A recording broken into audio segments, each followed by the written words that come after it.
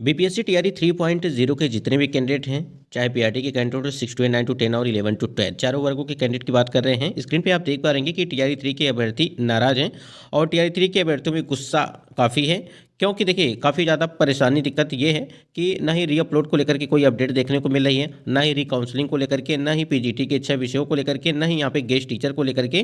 तो यहाँ पे कई सारी चीज़ें देखने को मिल रही हैं जिसकी वजह से कैंडिडेट यहाँ पे परेशान हैं और कई के जो है रिजल्ट यहाँ पे अब जो है आपको पता है कि रिजल्ट भी अधूरी जो है और इसके बाद कई रीकाउंसलिंग से वंचित हैं। यानी कि बहुत सारे कैंडिडेट का ऐसा था कि जो काउंसलिंग नहीं करा पाए थे या किसी कारणवश काउंसलिंग उनकी छूट गई थी, तो उसको लेकर के भी अपडेट यहाँ पे दी गई है कि कई जो है रीकाउंसलिंग से वंचित हैं।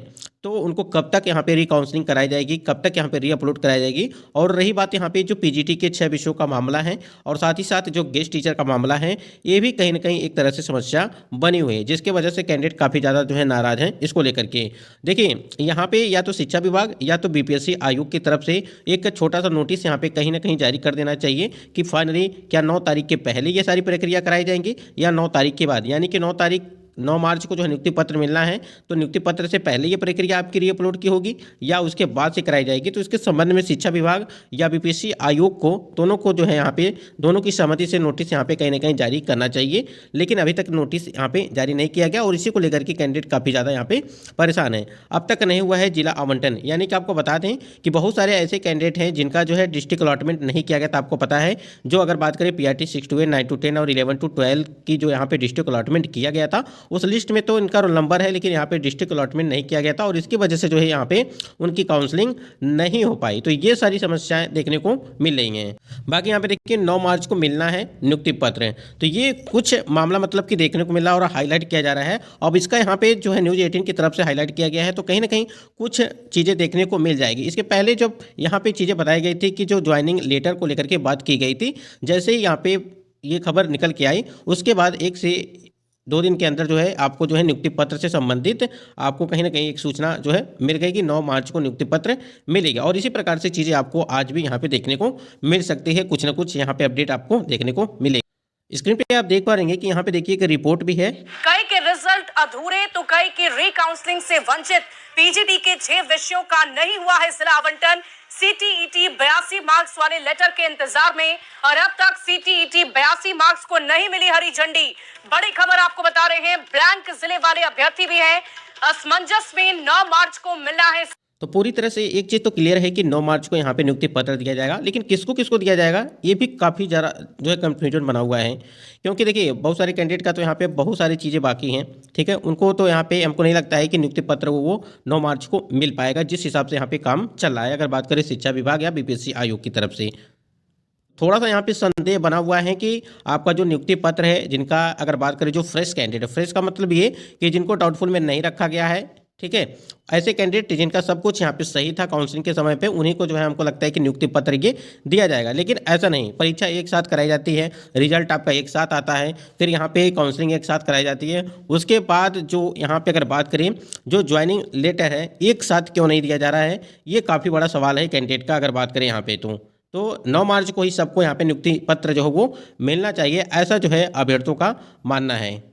यहाँ पे देखिए एक लेटर है और बेरमन पत्र, पहले से नियुक्त शिक्षकों के द्वारा विद्यालय अध्यापक पर नव पदस्थापित स्कूल में योगदान करने। जैसे कोई कैंडिडेट टीआरई 1 और टीआरई 2.0 की भर्ती में सिलेक्टेड है और उनका फिर से जो है टीआरई 3 में है, तो वो ज्वाइन करना चाहे तो इस प्रकार से चीज़ें वहाँ पे उनको देना पड़ेगा। यानी कि कार्यालय, नगर प्रखंड पंचायत शिक्षक नियोजन इकाई, बेरमन पत्र और विद्यालय का नाम प्रमाणित किया जाता है। ये सारी चीज़ें यहाँ पे आपको जो है भरना रहेगा। ये फॉर्मेट है एक, ठीक है, इस प्रकार से चीज़ें आपको देखने को मिलने।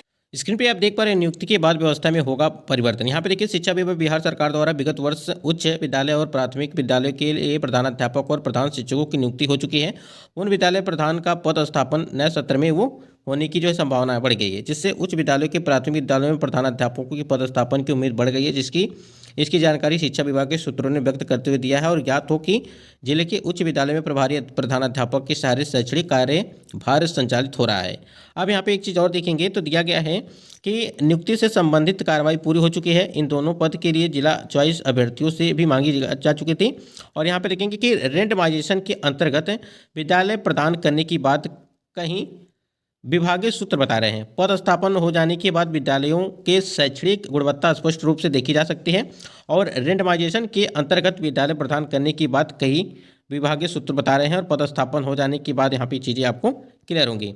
अब उसके बाद यहाँ पे देखेंगे आप, यानी कि रेंडमाइजेशन के आधार पर यहाँ पे विद्यालय जो प्रधान शिक्षक और प्रधानाध्यापक हैं उसको लेकर के यहाँ पे बातें की जाएगी और इससे यहाँ पे यही चीज़ें जो है आपको वहाँ पर भी देखने को मिलेंगी जो आपका टीआरई अगर बात करें 3.0 की भर्ती का है, ठीक है। यानी कि रेंडमाइजेशन के आधार पर हमने पहले भी आपको अपडेट दिया था कि रेंडमाइजेशन के आधार पर यहाँ पे विद्यालय का जो यहाँ पे पदस्थापन वो आपका किया जाएगा। और देखिए यहाँ पे जो आपका अगर बात करें जैसे यहाँ पे आपके पूरे मार्च, ठीक है, यानी कि पूरे मार्च जो है यहाँ पे रीकाउंसलिंग, रीअपलोड और ये सारी प्रक्रिया नियुक्ति पत्र 9 मार्च को मिलना है। ये सभी प्रक्रिया आपकी कंप्लीट होगी और 1 अप्रैल से जब नया सत्र यहाँ पे स्टार्ट होगा, ठीक है, तो विद्यालय में आपका योगदान वहाँ पे करा दिया जाएगा। क्योंकि अभी कई सारी प्रक्रिया यहाँ पे बाकी हैं, जैसे नियुक्ति पत्र से संबंधित है, रीअपलोड से संबंधित है, गेस्ट टीचर है, पीजीटी का रिजल्ट है। तो ये सभी प्रक्रिया कंप्लीट होने के बाद पूरे 1 महीने आपके बचे हुए हैं और मतलब कि 1 अप्रैल जब नया सत्र यहाँ पे स्टार्ट होगा तभी जाकर के आपका विद्यालय में योगदान वो किया जाएगा। कहीं ना कहीं अगर देखा जाए तो इस प्रकार से चीज़ें आपको देखने को मिल सकती हैं। सबसे बड़ा यहाँ पे जो आप सभी के सवाल हैं, बहुत ज़्यादा कैंडिडेट परेशान हैं, गेस्ट टीचर रिजल्ट और साथ ही साथ यहाँ पे अगर बात करें पीजीटी बीपीएससी पोर्टल कब तक यहाँ पे खुलेगा या नहीं खुलेगा, इसको लेकर के बात की। देखिए कभी भी आपका अगर जब भी रीअपलोड की प्रक्रिया स्टार्ट होगी यहाँ पे, ठीक है, बिना पोर्टल खुले तो आपका रीअपलोड तो होगा नहीं। लेकिन जैसे आपकी टीआरई 1 की भर्ती की अगर हम लोग बात करें तो लगभग 3 से 4 बार जो है आपको पोर्टल खोला गया था, वो भी कभी 4 दिन के लिए, कभी 5 दिन के लिए, कभी 3 दिन के लिए, इस प्रकार से चीज़ें आपको देखने को मिली थी। लेकिन इस बार अगर बात करें हम लोग टीआरई 3.0 की भर्ती का, अभी तक मतलब कि आपकी काउंसलिंग हुए भी कितने महीने हो गए, उसके बाद भी यहाँ पर आपका पोर्टल नहीं खोला गया। अगर इसी में मतलब कि इसी के बीच में जो है अगर यहाँ पर पोर्टल खोल दिया गया होता तो सभी कैंडिडेट यहाँ पे कहीं ना कहीं रीअपलोड कर लिए होते, ये प्रक्रिया ये खत्म हो गई होती। उसके बाद से कहीं ना कहीं अगर जो और आगे की जो प्रक्रिया थी, जैसे नियुक्ति पत्र से वितरण, विद्यालय में योगदान को लेकर के, विद्यालय में पदस्थापन को लेकर के, ये सभी प्रक्रिया कहीं ना कहीं अच्छे तरीके से वो हो जाती है। और ट्रेनिंग की अगर बात करें, जैसे ट्रेनिंग भी आपकी कहीं ना कहीं कंप्लीट करा ली गई होती, इस प्रकार से चीज़ें। तो जब अभी तक यहाँ पे आपका पोर्टल ही नहीं खोला गया है तो रीअपलोड तो फिर कैसे होगा? तो कहीं ना इसमें थोड़ा सा विलंब हो सकता है, जैसे हमने पिछले वाले वीडियो में आपको बताया था कि आपका जो है इसकी वजह से जो है आपको यहाँ पे समय देना पड़ेगा इसके लिए। क्योंकि ये कई सवाल आप सभी के लगातार कमेंट्स आ रहे हैं कि रीअपलोड आखिर आयोग कब तक यहाँ पे करेगा। जैसा कि साथियों हमने आपको बताया था कि 5 मार्च एक तिथि बताई गई थी और उसी तिथि को हम लोग देख रहे हैं कि अगर उस तिथि को अगर आपका पोर्टल नहीं खोला जाता है तो कहीं ना कहीं आप फिर मान के चलिएगा कि 9 मार्च के बाद ही फिर ये प्रक्रिया आपकी हो पाएगी। तो थोड़ा सा हम लोग इंतज़ार करते हैं और सभी लोग इंतज़ार करेंगे, क्योंकि देखिए कि ऐसा है कि जब भी यहाँ पे आपके विज्ञापन से लेकर के आपकी एग्ज़ाम तक, काउंसलिंग तक, ये सभी प्रक्रियाओं में हम लोगों ने काफ़ी इंतज़ार किया और पूरे 1 साल हो गए भर्ती के, यानी कि पूरे 1 साल से अधिक हो गए, ठीक है। और मतलब कि तारीख पे तारीख इस प्रकार से चीज़ें देखने को मिली हैं। देखिए रीकाउंसलिंग आपकी तभी होगी, ठीक है, रीकाउंसलिंग तभी होगी जिनका, देखिए अभी तो बहुत सारे कैंडिडेट का काउंसलिंग छूटा ही है, उनका होगा।